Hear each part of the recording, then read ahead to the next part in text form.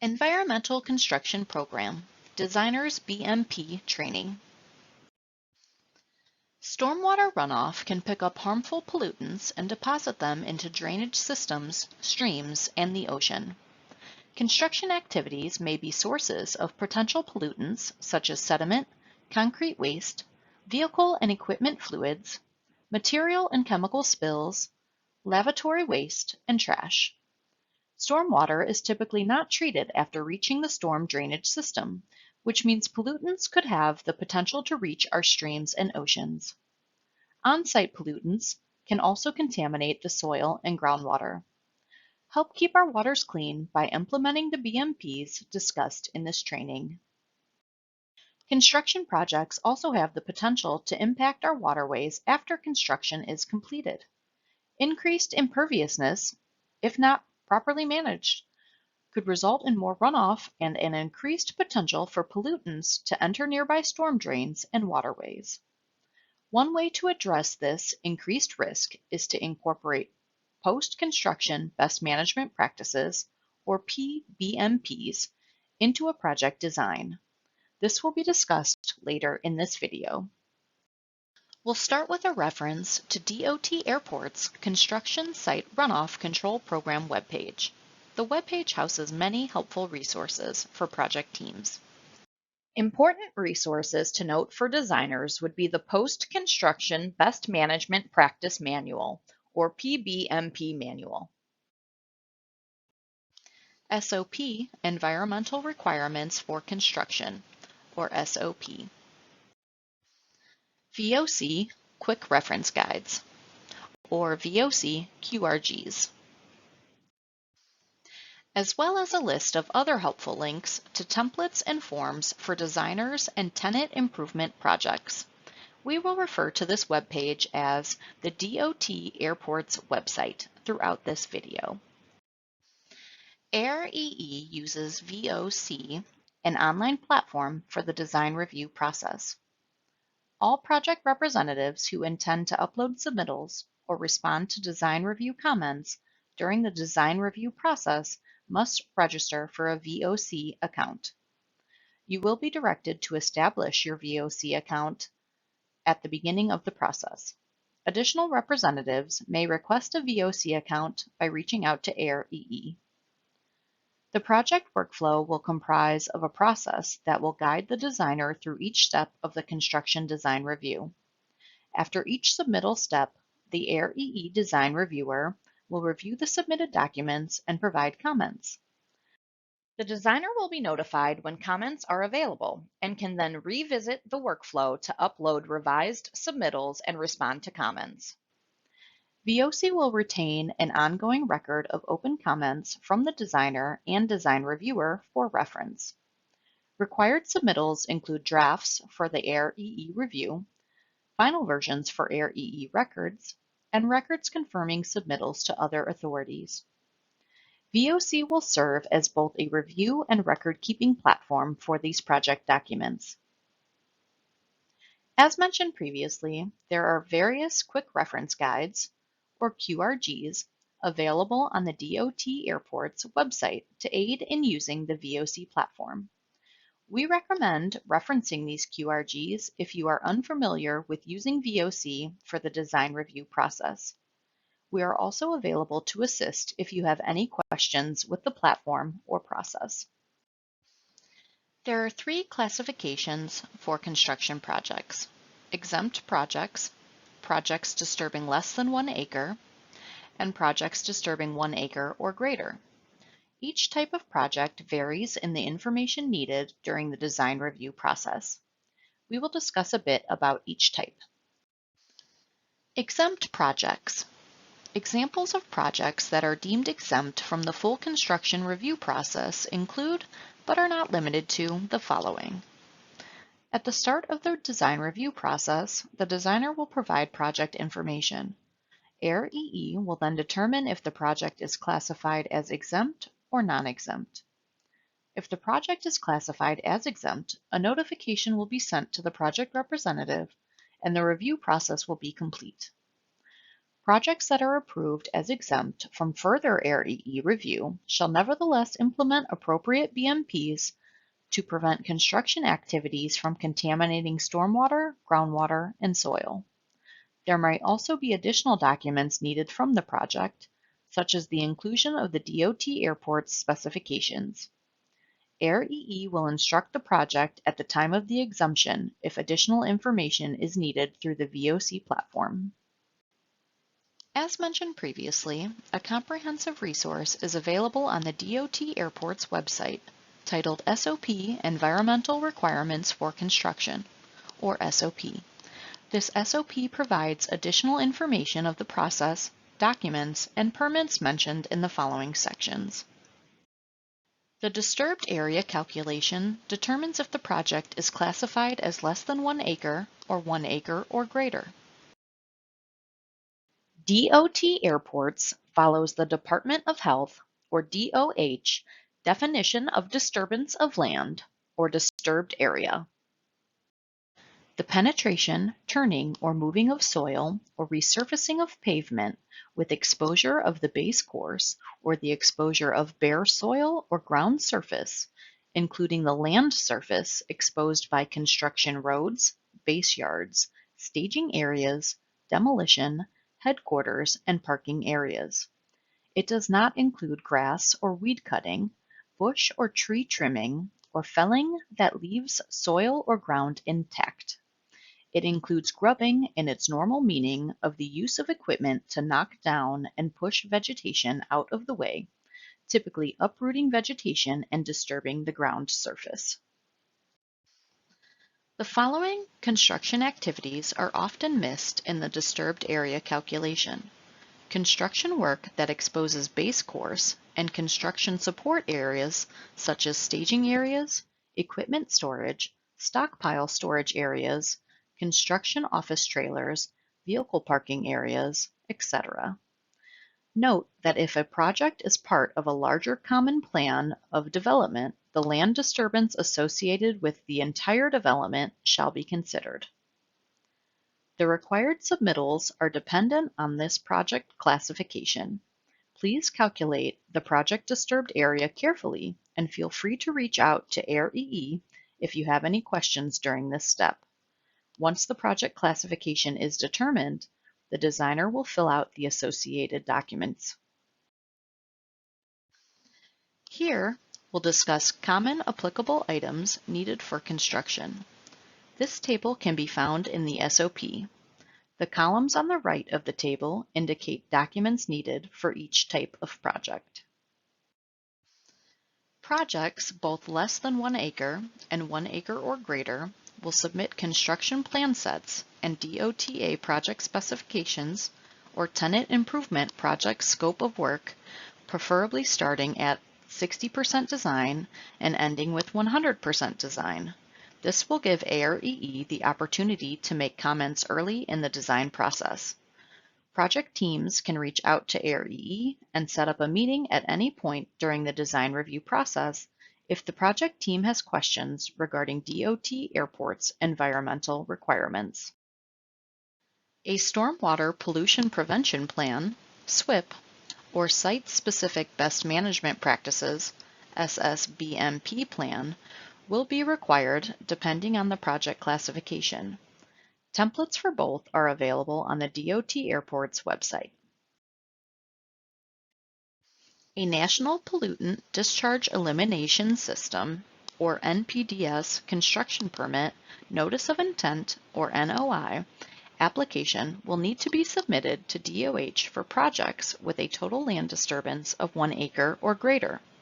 The designer must draft the NOIC using the DOH Environmental Health Administration e-permitting portal and send to AIR-EE for review prior to submitting to DOH. Note that any consultation with DOH for information or clarification must include AIR-EE. DOT Airport's Construction, Connection, Discharge, and Surface Runoff Permit is required for all projects. The Contaminated Soil and Groundwater Review Form, Phase 2 ESA Subsurface Evaluation Sampling and Analysis Plan and Phase 2 ESA Subsurface Evaluation Report are required for all projects.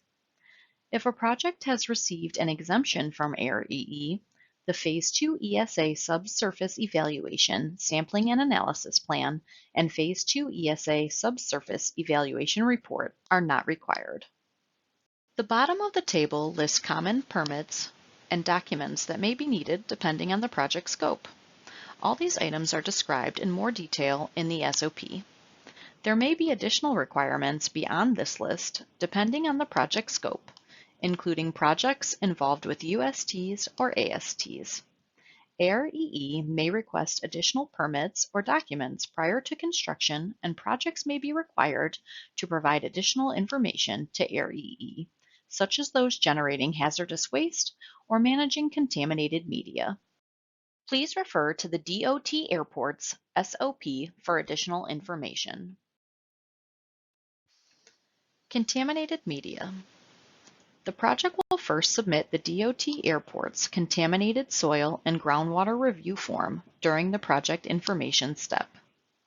Depending on the site information gathered by AIR-EE, a pre-construction subsurface evaluation sampling and analysis plan and associated subsurface evaluation report may be required. For small or relatively simple construction projects that are unlikely to have the presence of a contaminant release, AIR-EE may determine that the project can proceed through design and construction without further consideration of or investigation for the presence of contamination. In such cases, the project must comply with the DOT Airports Programmatic Environmental Hazard Evaluation and Environmental Hazard Management Plan, or DOTA EHE EHMP. This document can be found linked on both the DOT Airports website and within the DOT Airports SOP. This document is considered to be in effect for all construction projects that do not have one of the two applicable Construction Environmental Hazard Management Plan, or CEHMP, types that we will mention later. Both the DOTA EHE EHMP and a CEHMP are intended primarily to describe the measures that will be implemented to protect site workers, prevent further release of contaminants to the environment, and appropriately handle contaminated soil, sediment, or groundwater. In the case where a project site had no previous documented contaminant release, but contamination above applicable DOH environmental action levels was encountered during the pre-construction site investigation, a CEHMP will likely need to be established for the project. This CEHMP is usually drafted by a qualified environmental professional on the design team and must be prepared in accordance with the DOH Hazard Evaluation and Emergency Response, or DOH HERE Office's latest CEHMP guidance. A link to the DOH guidance can be found in the SOP. CEHMPs are always intended to be implemented in conjunction with the DOT Airports Programmatic EHE EHMP. Designers should be aware that in some cases, the presence of contamination will require that remedial measures be implemented or installed during or upon completion of construction. The technical elements of these measures would be established in a remedial action plan, which must be approved by AIR-EE and DOH. The remedial action plan may be prepared by a qualified environmental professional on the design team or by a third party and shall be incorporated into the design and specifications by the designer. The most common types of remedial action plans describe remedial measures such as the excavation and disposal of contaminated soil, storage tank and piping removal, and/or hazardous material abatement. Other remedial measures are designed to put long-term protections in place. These are most commonly impervious caps, vegetated covers, or vapor barriers over contaminated areas, and designed to prevent post-construction exposure and/or releases of contaminants to the environment. Design submittal considerations. The next few slides include important considerations for designers to keep in mind as they prepare the documents for the design review process. A BMP map or maps shall be submitted with site-specific BMPs. Utilizing the project's Erosion and Sediment Control Plan, ESCP, sheets may suffice but must include all project areas that require construction BMPs. All project activity limits must be clearly defined, including staging areas.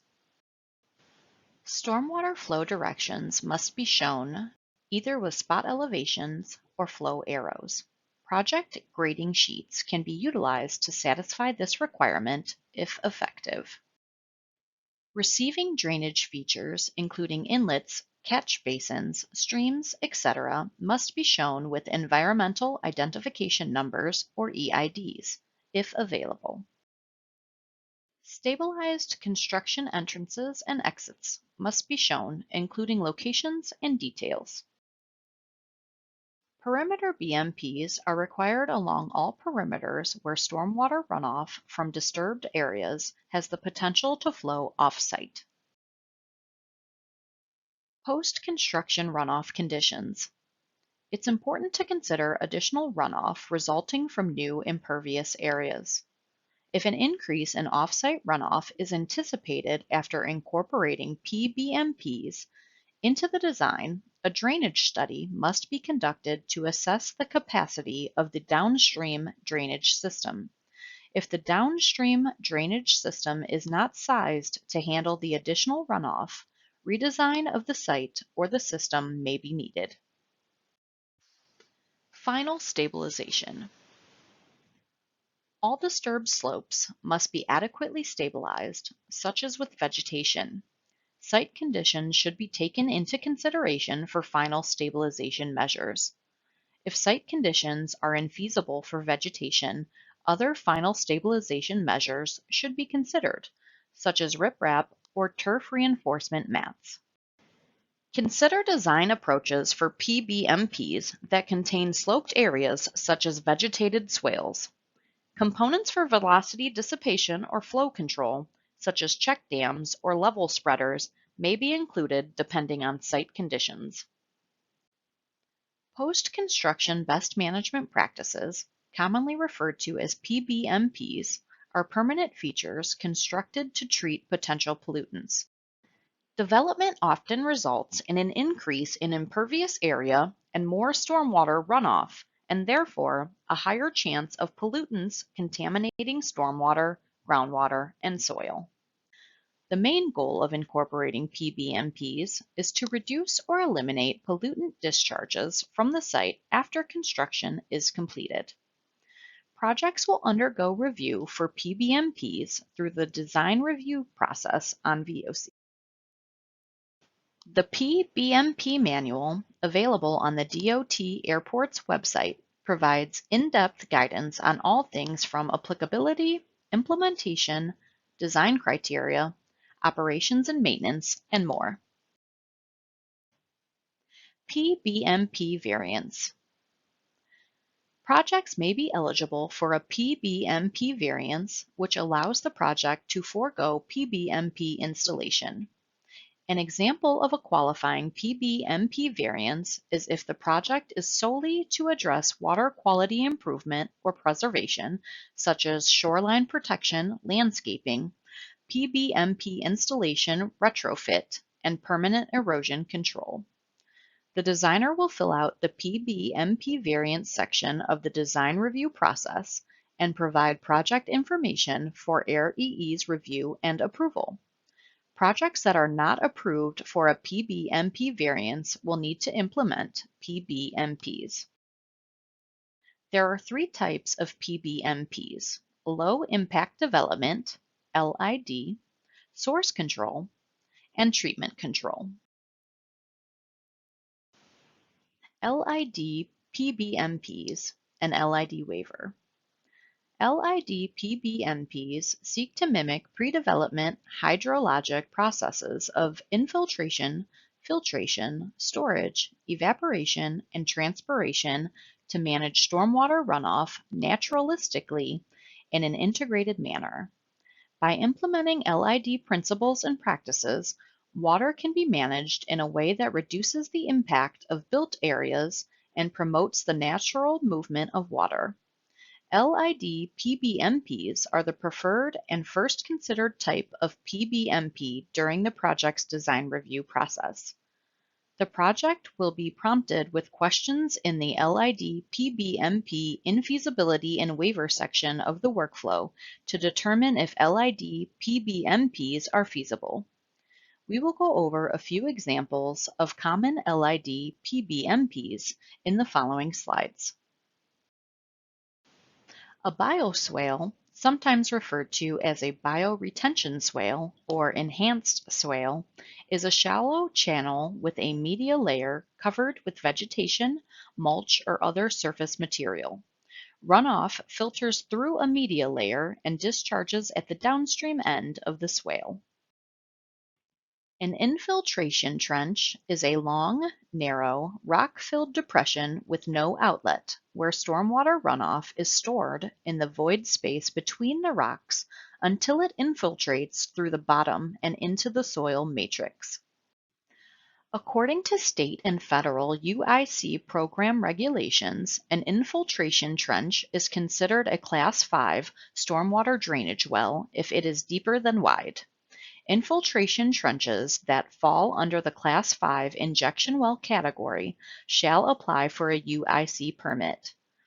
When new UICs are installed, modified, or abandoned, applications and final reports must be submitted to AREE for review and then once approved to the Department of Health Safe Drinking Water Branch, or DOH SDWB. LID PBMPs are susceptible to clogging from sediment, leaves, and debris that could lead to premature failure. Suitable pretreatment systems such as sedimentation basins, forebays, or manufactured treatment devices such as hydrodynamic separators help maintain the infiltration rate of the device without frequent and intensive maintenance. If LID PBMPs are not feasible, an LID waiver will be granted, but projects may still be required to implement non-LID PBMPs. Source control PBMPs are measures that prevent pollutants from coming into contact with stormwater, groundwater, or soil.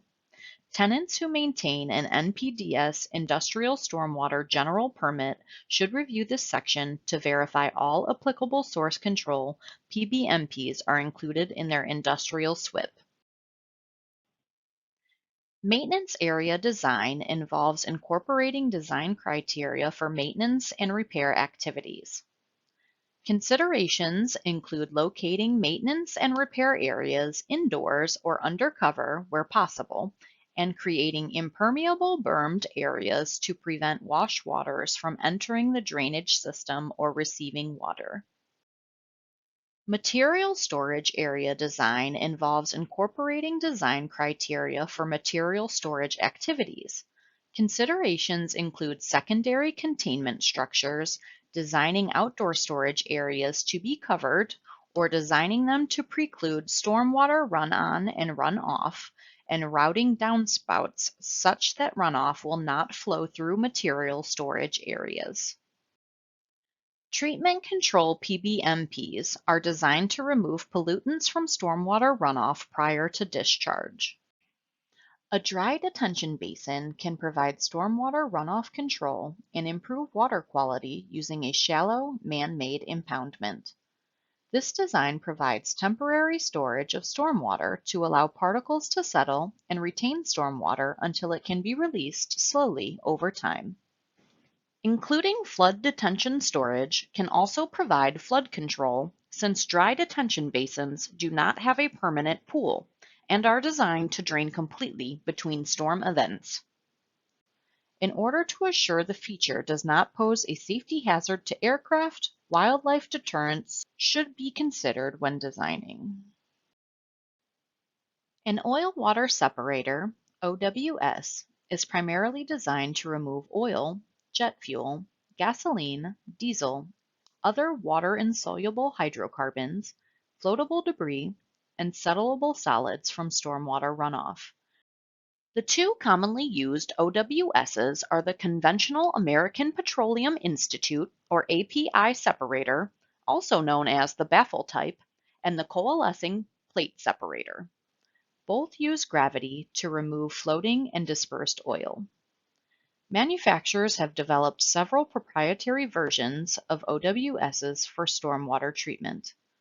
The pollutant removal performance may vary depending on the type and model of the proprietary OWS selected for the project.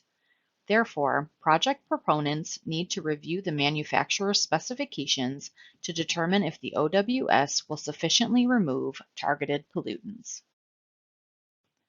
A hydrodynamic separator, or HDS unit, is known as a vortex separator, swirl concentrator, or continuous deflective separator, or CDS unit. HDS units are gravity separators and are essentially wet vaults that use a vortex action to separate coarse sediment and floatables, trash, debris, etc., from stormwater to the surface of the upper chamber using a non-mechanical, non-blocking screen technology. Some models may also remove oil and grease. Facilities that include parking, fueling, maintenance, and washing for vehicles should consider units that have oil storage. The pollutant removal performance may vary depending on the type and model of the proprietary HDS unit selected for the project. Therefore, project proponents need to review the manufacturer's specifications to determine if the HDS unit will sufficiently remove targeted pollutants. PBMP considerations. Various factors shall be considered when selecting a PBMP for a site. It is important to implement PBMPs that consider site condition limitations for the PBMPs to serve their purpose. This can help avoid issues such as flooding, lack of vegetative growth, or disruption to underground utilities. The questions within the VOC workflow will help you identify these potential issues. Another factor to keep in mind is sizing the PBMP appropriately to handle the stormwater runoff from the design storm using the post-construction runoff coefficients. The PBMP manual has sizing guidelines for both volume-based and flow-based designs. The designer must identify the site-specific pollutants of concern based on planned activities, planned site design, land use type, legacy pollutants that may potentially be present on the site, changes in stormwater discharge flow rates, velocities, durations, and volumes resulting from the new development or redevelopment project, sensitivity of receiving waters, and receiving water quality. If the project discharges to a water body included on the DOH 303D list of impaired waters, the pollutants listed as impaired for the water body must be given special consideration. Table 4-1 in the PBMP manual lists the effectiveness of pollutant removal for each type of PBMP. Designers will also need to develop a PBMP O&M plan. For state projects, DOT airports will be responsible for long-term maintenance. For tenant improvement projects, tenants will be responsible. Applicable O&M plans and warranty information will need to be submitted to AIR-EE prior to the closing of the project. Designers should consider the level of maintenance needed for the life of the PBMP. It is recommended that a cost analysis for operation and maintenance for several PBMP device design alternatives is provided to DOT airports or the tenant to aid in selecting the appropriate device. PBMP operations and maintenance O&M fact sheets can be found in the PBMP manual for reference. We hope this training video gives you a good base of knowledge and familiarity with references at your disposal as you complete the design review process. If you have any questions, please reach out to the appropriate AIR-EE personnel or dot.air.environmental@hawaii.gov. Mahalo for completing this training video and helping to keep our waters clean. Malama I kawai.